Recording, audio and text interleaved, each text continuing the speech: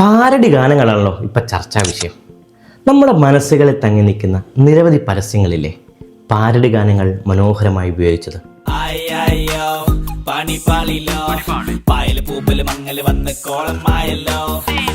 വീട്ടിലെ ചേട്ടന്റെ ചുവരിലെ പെയിന്റ് ഒന്ന് നോക്കൂ, എന്തൊരു ഭംഗി.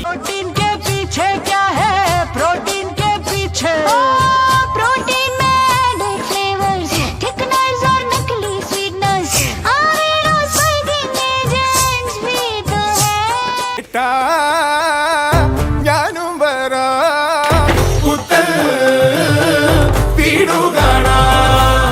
ഇത്തരത്തിൽ പാരഡി ഗാനങ്ങൾ ഉപയോഗിച്ച് പരസ്യം ചെയ്യുന്നതിന് ഒരുപാട് ബെനിഫിറ്റുകളുണ്ട്.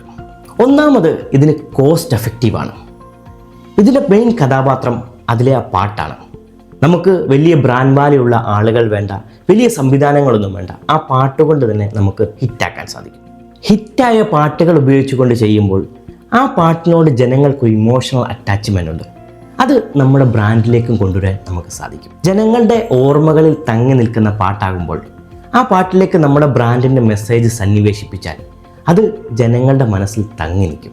നമ്മുടെ ബ്രാൻഡിനെ കുറിച്ചുള്ള ഓർമ്മ ആ പാട്ടിലൂടെ നമുക്ക് ജനങ്ങളിലേക്ക് നിലനിർത്താൻ സാധിക്കും. പോപ്പുലറായ പാട്ട് ഉപയോഗിക്കുമ്പോൾ നമ്മുടെ ബ്രാൻഡിൻ്റെ പരസ്യവും ഹിറ്റാകാൻ, വൈറലാകാൻ വളരെ എളുപ്പമാണ്. ഇങ്ങനെ പാരഡി ചെയ്ത് ബ്രാൻഡിൻ്റെ പരസ്യം ചെയ്യുമ്പോൾ ചില അപകടങ്ങളുണ്ട്.